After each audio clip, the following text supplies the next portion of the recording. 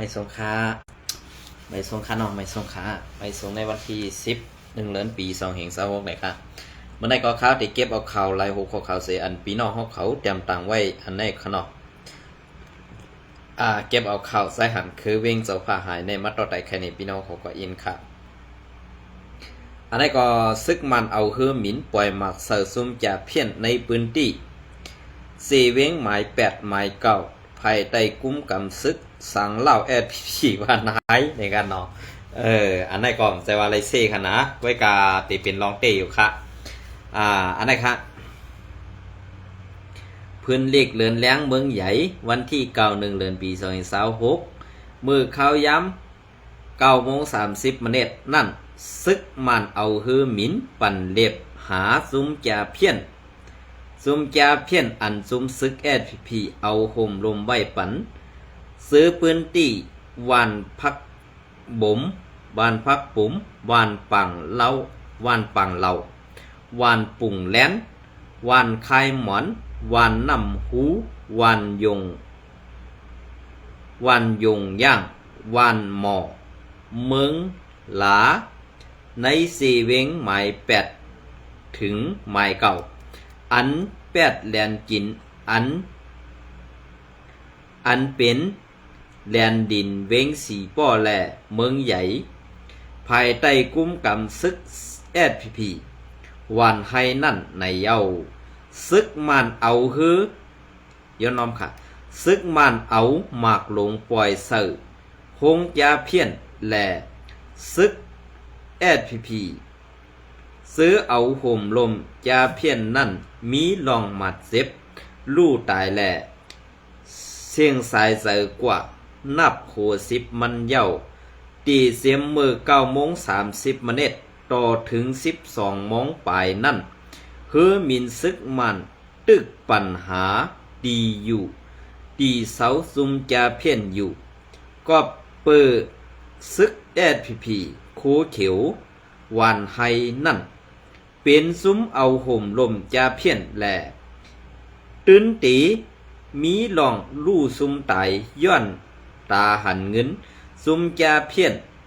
นั่นเย้าไหนกวนเมืองเต้ว่นส่อนนั่งไหนอยู่สายหันคือเว้งเสาผ้าหายวันที่1 เดือนปี2026ปืนแผ่ไว้ในค่ะเนาะ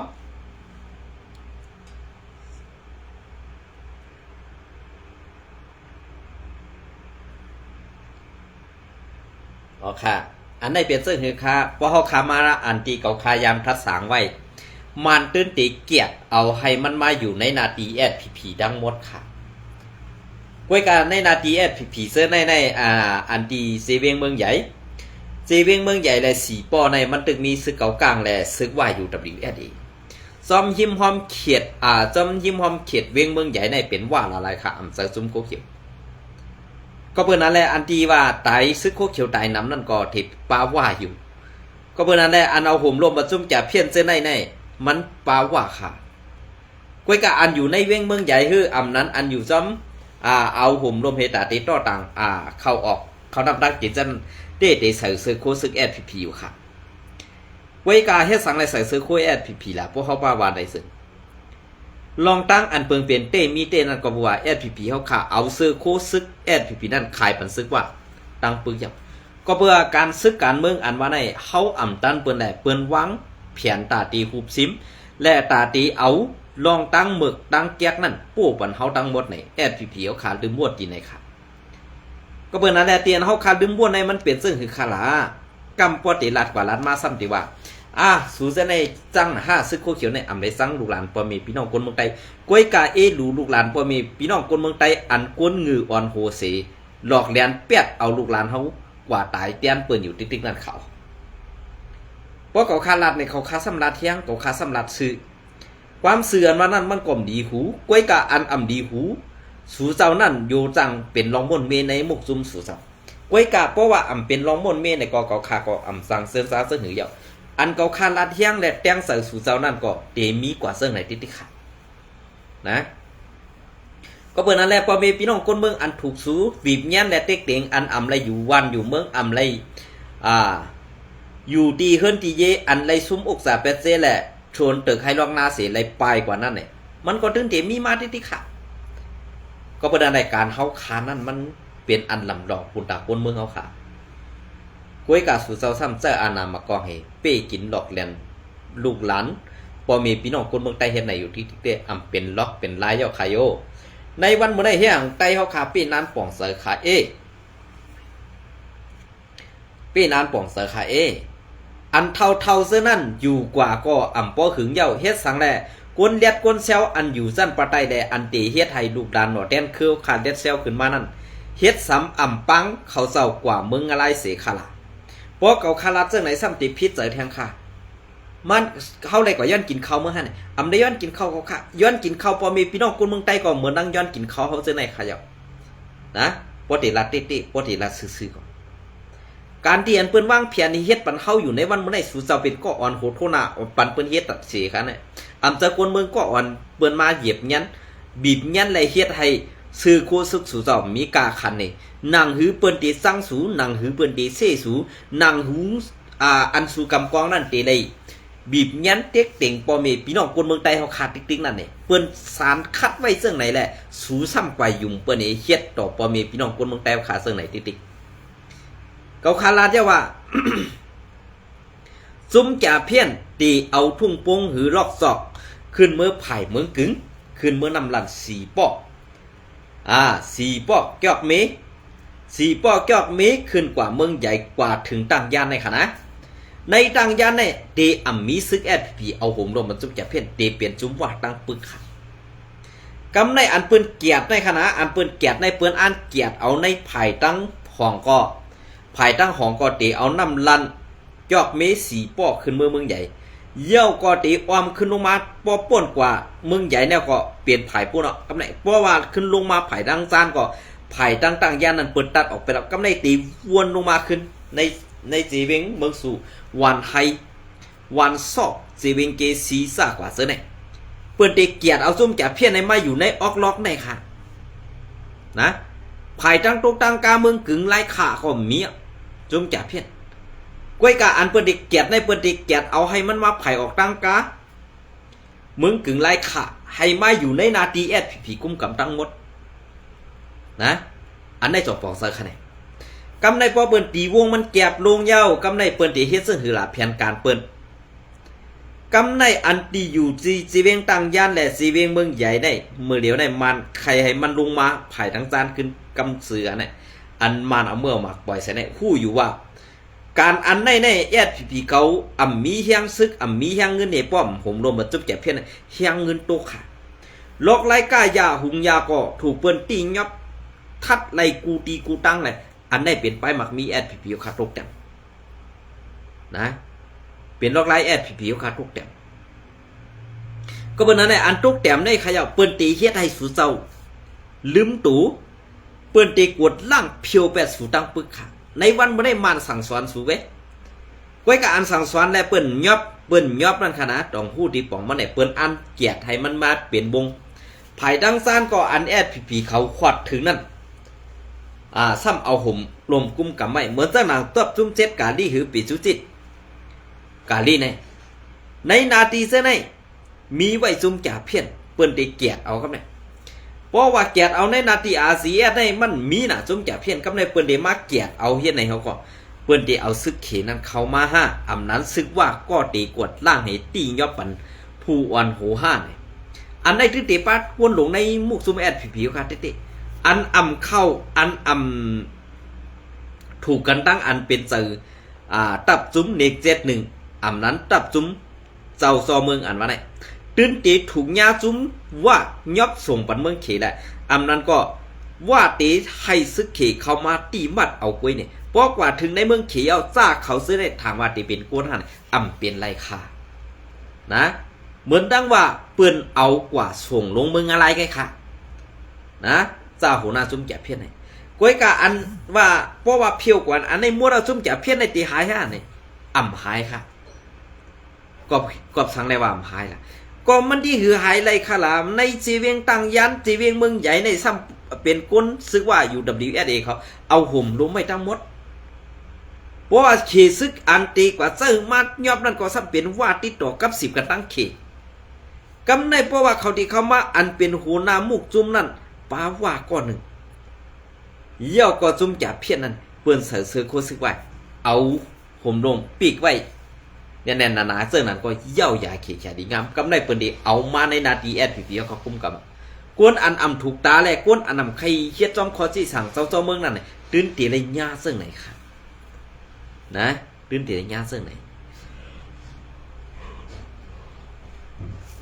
พอญาซึ่งไหนเอาไผลาตีซุ้มเฮากันกะ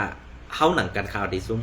ก้วยกะอันเปิ้นอันสูถูกเตถูกยอบกว่านั้นเนี่ยเฮาข่าวกลมดีเซอร์ครับเฮาข่าวกลมโจมค่ะก็เพื่อเป็นเนื้อเลือดอันเดียวกันเป็นเสื้อสัตว์อันเดียวกันอยู่กวนในแผ่นดินเดียวกันอันแน่มีตีดีเซอร์ค่ะก้วยกะอันสู่เจ้าห้ำเฮ็ดปันตาพ่อแม่พี่น้องคนเมืองนั่นนี่นางหือคนเมืองตีซังนางหือคนเมืองตีป้องนางหือคนเมืองตีละเปิ้นอันนึงโคสูนั่นเห็นมาเฮ็ดต่อเขาอยู่นั่นน่ะอันได้สุ่มหมอทัดสางสุ่มหมอแจกเพก็เพื่อการแจกเพและทัดสางนั่นมันเป็นการตับซึกอันผู้เรียนการเมืองเขาอำเจอคนเมืองตีแลออกมาลัดเจิงหนังคนออกข่าวไหนก็เพื่อนั้นแลเฮาไล่หันรองอันสุเฮ็ดปันบ่มีพี่น้องคนเมืองเขาค่ะเลยสั่งไล่ออกมานางเสลัดเจิงไหนข่าวก็เปิ้นนั่นแหละเปิ้นอันเกียรติเฮ็ดจังไหนตาตีไตเฮาตีซุ่มแทงเหนางหือไตเฮาตีอ้วนอ่อนแทงเหอันไหนเปิ้นวางแผนอันไหนก้วยกะซุ่มเกียรติเมื่อจังนั้นเอาก็คาราลาดมามือ 2-3 วันป่วนมานั่นเมื่อจังนั้นตับซุ่ม7กะลี่ก็ห้ำมาตังกาหูขาวใส่วันแทงตาตีเหียมเปียดอันนั้นเกาคาวนว่าสุจะวนพิษค่ะกาคันเกาคามันมีค่ะความลาดเก่าคาป้อมจะลองเตะสู่ซ่อมโลโก้ครับนะเมื่อเลี้ยวในการต่อส่งยาเมากำจ้อมแหลนดีก็ต่อส่งหยาบค่ะอันยอบก็เปิ้นยอบอันยื้อก็เปิ้นยื้ออันตายก็ตายอันไหนตีคือค่ะกำในอ่ำจังเฮ็ดซึ่งหือเอากายเฮ็ดถูมึกไหมกายยอบเอาตัวกวนอันเปิ้นมีเงินมีคำนำเหตุกว่าเอาห้องเอาการถูตูเปิ้นซ่ากว่าซื้อไหนมันเปลี่ยนมาเย่าขาวเงาไล่เปิงเปลี่ยนเสื้อในตีไรเฮ็ดเสื้อหือตีไรแก้ไขเสื้อหือตีไรม่วนเมเสื้อหือเนี่ยสู่เศร้าขึ้นอ่อนโหดโทนาคนเมืองเฮ็ดกว่าค่ะลูกนะเพราะสู่เจ้าอ่อนโหดโทนาคนเมืองเฮ็ดกว่าเย้าเพราะไหนถึงคนเมืองนั่นตึกออกบาเซ่สู่อยู่ได้ซุ่มใครเอาตายก็คนเมืองตื้นเอาตายกว่านะคนเมืองตื้นแหมเป็ดกำเดียวค่ะกวยการสู่เจ้าเฮ็ดอยู่ในมันมื้อนี้มันอ่ำมีพรดีสันตะคนเมืองสิอิดค่ะเฮ็ดไปมักมีปุ่นส่วนโตเจ้าเก่าซ้ำหลอกแลนเอาลูกหลานพ่อมีพี่น้องคนเมืองไตมาว่าเฮ็ดซึกตาแตกแกดเคซึกสารซบลัดเมียวหนึ่งล็อกไล่แผนการเฮ็ดแถวเมียวหนึ่งอันได้สูตีอันป้าตายกว่าเยาคาห้าเปิงเปลี่ยนอันสูไรฮับไรหู้ไรหันหนูเจ้ไหนเปลี่ยนเจ้านั้นอยู่คาห้าลูกหลานไตในมันจะว่ากาตายย้อนคนเมืองคนออกข่าวเจ้าไหนเขาหรอกตายย้อนตุบตับจุ่มสู่อันเอากว่าเหี้ยวกว่าหลอกเลียนพ่อแม่พี่น้องคนเมืองกันเลียนลูกน้องตะเป้ว่าเฮ็ดการตัดสื่อสารตีเต้นั่นเอากว่าห่มลมปันหมอเงินสู่อันเปิ้นเตเอาเงินมาเสริมสร้างปันสู่โหปากแสนอ่อนมันเหการนั่นเว้ยก็เพื่อว่าการซื้อในนั้นมันเป็นการอันที่เฮาขาหลู่ไรลัดหลู่ไรทัดหลู่ไรท้องก็เพื่อนั้นแหละการอัน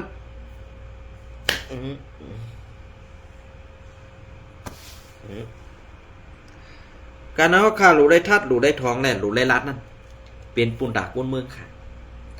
อันเบียกกล้องให้ตาเตเป้กินก้นเมืองนั้นซ้ำเป็นการสู่ค่าการสู่นั่นหลู่ไรเบียกกล้องให้หลู่ไรมีกล้องหลู่ไรไม่มีหมักกล้องให้หลู่ไรกินข้าวตีก้นเมืองให้ค่าเพราะขาลัดเรื่องไหนซ้ำตีพิษใส่ขาวนะยาพิษใส่ค่ะลองเราเป็นลองเต้ลองเราเป็นอ่ำจะลองเต้ก็มุ่นเมทัสั่งกันขึ้นค่ะเขาเป็นใต้หนังกันกวยกะอันเป็นใต้แซดนั่นเต้อัน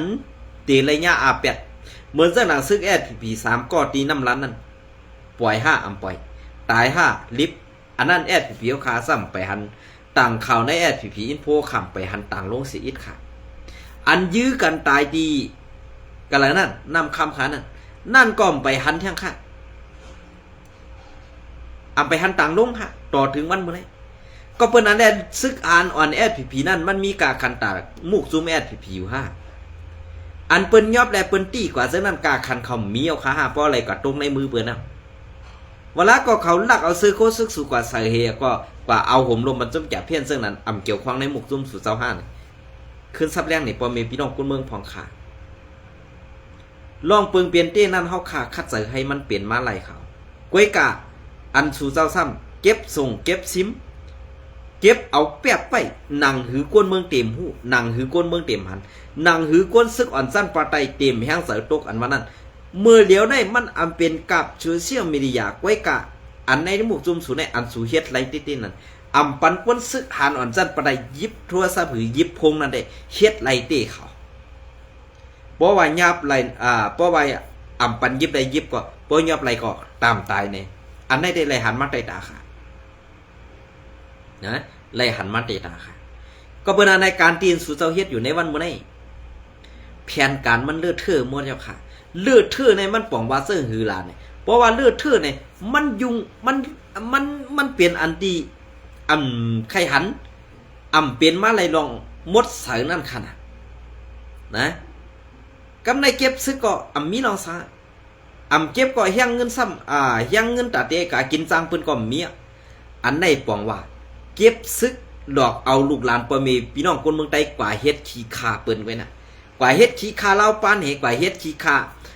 จุ่มซึกอันใครเมืองใต้เฮาคันนั่นไว้น่ะเปลี่ยนเสื้อหือค่ะตับจุ่ม3ตับจุ่ม1ตับจุ่ม7เปลี่ยนโฮมมือกันหมดค่ะเดี๋ยวในเวลามื้อเหลียวในนาทีปีสุจิตก็บ่เขาเจ้าก็กุมกำฮอดถึงก็จุ่มปีสุจิตนั่นก็เปลี่ยนเสื้อขอกว่าเปลี่ยนเสื้อไหนค่ะเปิงเปลี่ยนอันไหนมันเปลี่ยนเปิงเปลี่ยนเปิ้นวางแผนไว้ปันให้ใต้เฮากวยก็บ่ว่าในนาทีนั้นเนี่ยเพราะว่าเปลี่ยนจังไหนมาซุ่มเขียวหมอแลนได้ซูมไปหันน่ะลองตั้งหมึกเขาได้มันหมึกแห้งน่ะค่ะหมึกเต้หมึกว่าหน้าสิซัดเขาเสือเนี่ยมันต้องครบให้มันตายรอบเดียวกวยกะว่าซุ่มจะเพี้ยนได้เอาให้มันตุกฆ่าแลกินเสือสีสังไก่มดใส่เสือเขานะอันสู่หงลมมันต้องจ่าเพี้ยนอันสู่ไรเงินก็เจ้าค่ะไว้กาวูดอ่อนเมืองกลางในตีกว่าปู่เสือโหสูก็เบื่อเดปู่เสือโหสูเป็นก้นเอาห่มลมและประวัติไอเยเขาไว้ให้เขาไม้เฮ็ดหมึกให้เขาไม้เฮ็ดเดืองให้เขาไม้เฮ็ดแก๊กนั่นสูก็เป็นก้นเอาห่มลมบัดอันนั้นน่ะวูดอ่อนเมืองกลางนี่ดีกว่าปู่โหจุ่มสูมดค่ะนะดีด้านนี้เปิงเป็นอันไหนจะว่ากวนออกเขากูก็ในจังแอดผีนานในจังค่ะไว้กับอันจังนั้นน้ำเงืออันปันซื้อคูเฮากว่าปันเปิ้นใส่เฮ็ดยาซื้อเสียงเฮาอยู่ติ๊กนั่นเขาอันในจังเต้เขาเผยเป็นผู้อ่อนหูในมุกซุ่มแอดผีเต้ขาในวันในเกาคำยำหูจักอันเกาข้าวหูจักก็มีแต่ก้นขายกินจัดก้นขายกินแผ่นดินก้นกินจางเพียวมวยเจ้าคือไตเฮาคักไว้อันเกาข้าวหูจักนะอันนี้ก็ค่ะอันเกาคาเลยผู้จักแต่ไว้กะอันเปิงเป็นลองเตะอันว่าจอยแถมปอมีพี่น้องคนเมืองอันว่านั้นเกาคาไปยำหันเสปอกค่ะ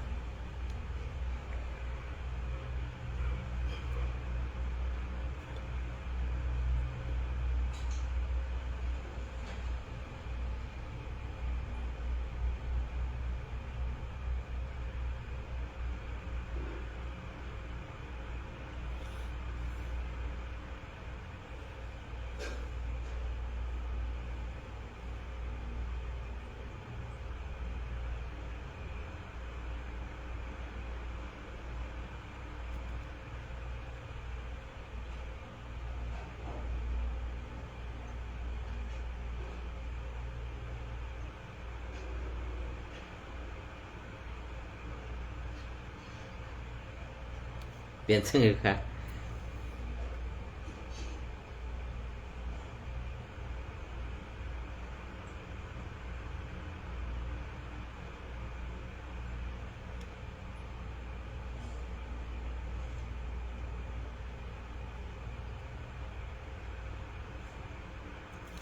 ค่ะในก่อเตมาเก็บเอาเขาเงาเรียนหุ้นใหม่เตรียม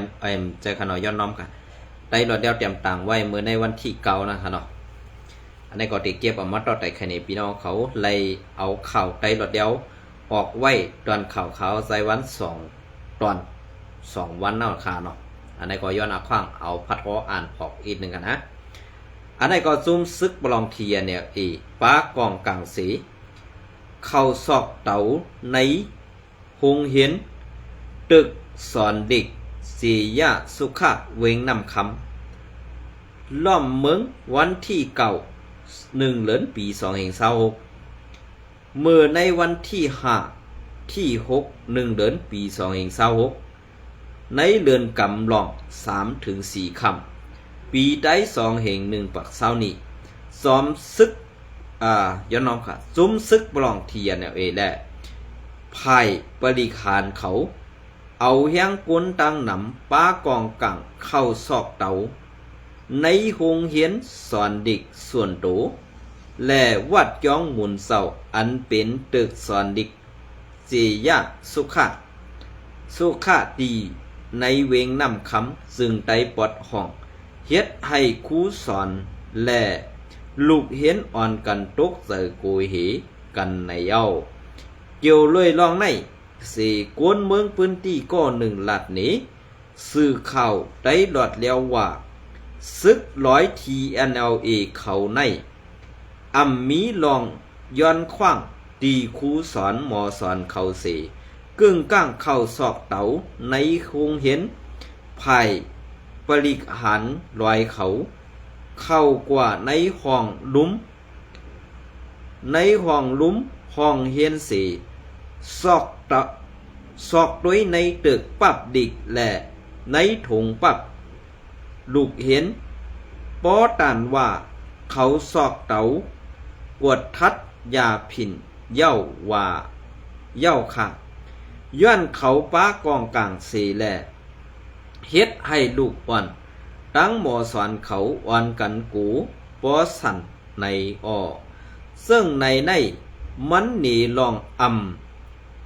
นับย้ำต่อปอเมลูกเฮียนแหละครูหมอสอนเขา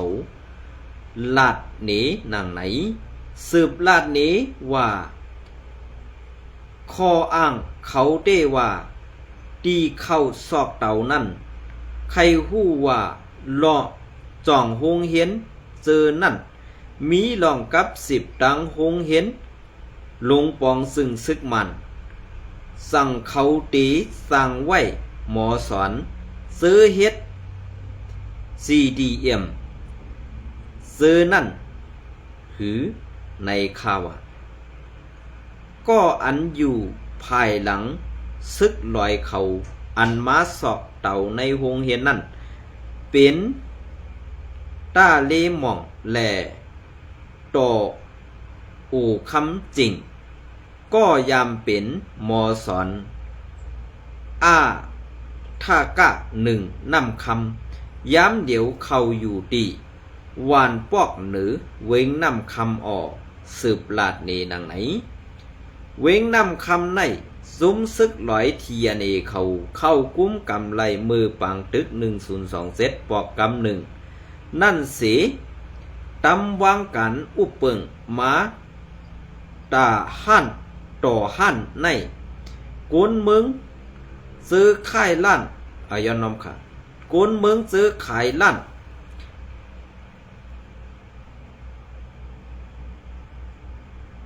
ขายกุ่นกูลองในเวงนำคำนั่นใกล้ถูกย้าจุ้มซึกปลองTNLAเขาเก็บขอนเฮ้าแห้งแหล่เฮ็ดให้เจ้าลั่นเจ้าเสียงเขายับกินขันสือตั้งอันขายไล่แหล่ตั้งอันเสือสร้างขอนนั่นกึ่งตันกันในเย้าไต้หลอดแล้วเตรียมต่างปืนเพไว้ในวันที่เก่า1 เดือนปี2526นั่นค่ะลองตั้งแก๊กซื้อในจ่องปลาจุ้มโคเขียวSPPเนี่ยปลาขาวก็เปื้อนน้ำงือSPPขย่าเปิ้นจ่องไรเป้กินกูเมืองไต้เอาขาอยู่ในเมืองไต้ปอดของไว้จังไหนเพราะว่าSPPงือในเขาซ้ำพิษสายข่าวในวันมื้อนี้ลองตั้งงือนั่นเปิ้นหลอกให้เอาชื่อเสียงเฮารู้เปิ้นเฮ็ดให้เฮานั่งกันผิดกันนั่งหือในนาตีเซอร์นั่นเพราะว่าเปิ้นลึบRCSS ไรก็เหมือนเจ้าหนังโหสูนั่นมีตันโหเมตินเปิ้นไกว การนั่นสู่ไปปองเสยแทงก่อนในวันเมื่อในตึกว่าจุ้มซึกแอดผีเฮาคาจ้าจุ้มซึกแอดผีเฮาคากัดแขนในอยู่ตาสินำเงือสู่นั่นนำเสนำโค้งก่อนเขาอ่ำแหงไรเสียปอคายโยนะปอตีว่าซึ่งไหนนี่มันตั้งพิษมันอ่ำมีตีเปิ้นมันมีตีกวนเมืองไตอันเก็บเอาลูกหลานไตเฮาค่ะกว่าเฮ็ดขี้ข่าเขานั่นขนาดนะเพราะว่าซึ่งไหนสำเร็จพิษเจอเขานะเปลี่ยนซึ่งค่ะเพราะขามาหลาดลองได้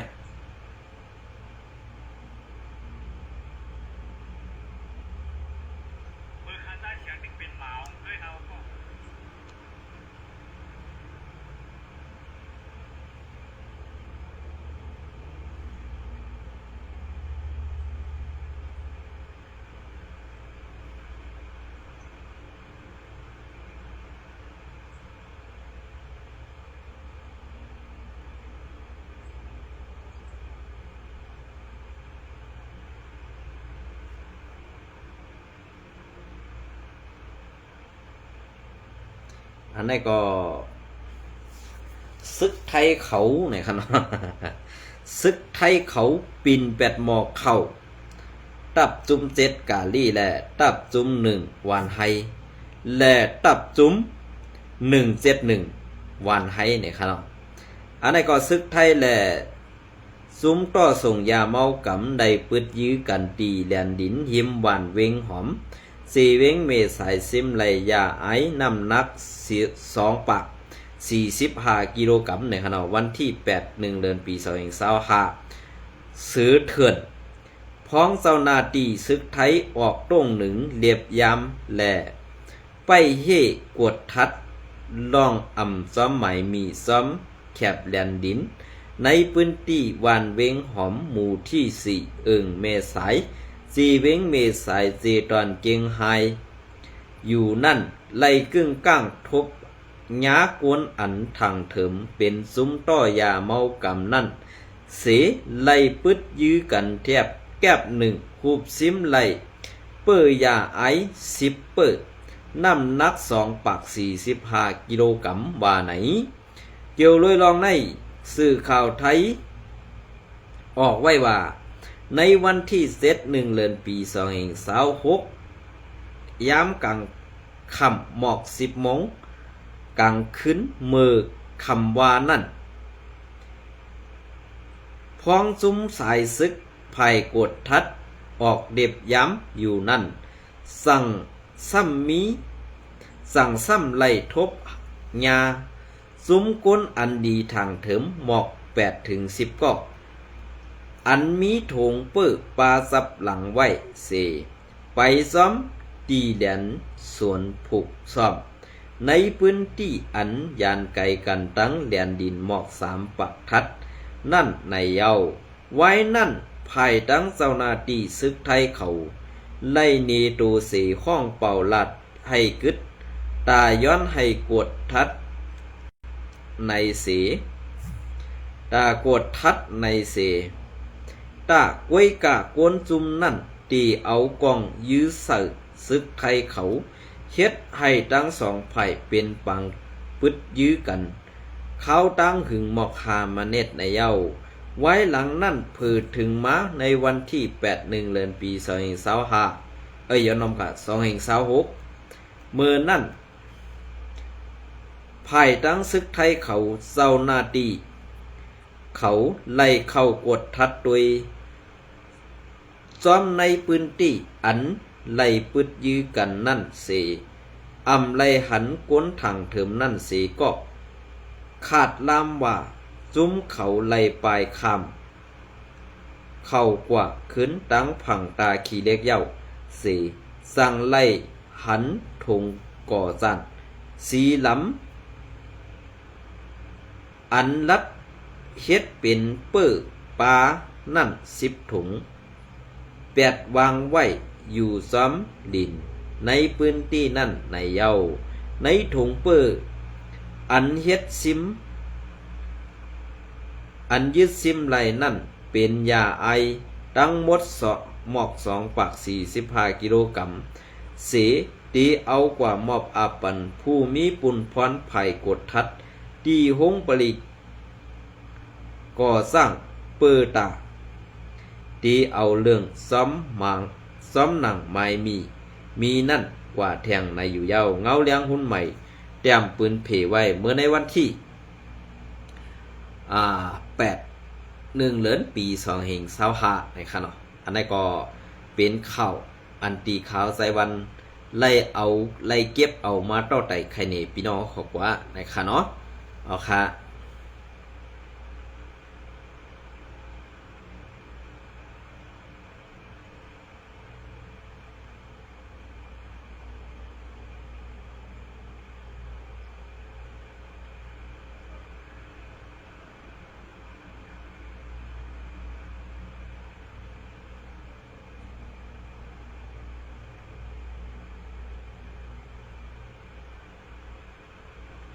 เอาค่ะเมื่อผูกบอในวันที่11มาเนี่ยข้าวได้เก็บเอาข่าวSPP เขาเลยใจแถมบ่มีพี่น้องคนเมืองเฮ็ดกันในสิมาต่อแต่แค่นี้พี่น้องเขาค่ะเนาะก้อยกะบ่ในวันที่11มาข้าวได้เก็บเอาข่าวดีเมืองกัมพูชายับเอาโหนาซุ่มแก่เพ่นซุ่มแดนกินเงินดีเมืองกัมพูชานั่นสิส่งปันในมือเมืองเขนะครับเนาะอันนี้ก็ดีมาต่อ10ไต่ใครกว่าแทงในวันที่11นะครับในวันนี้ก็เป็นอันยินจมแต่ไม่ส่งกูก็ค่ะ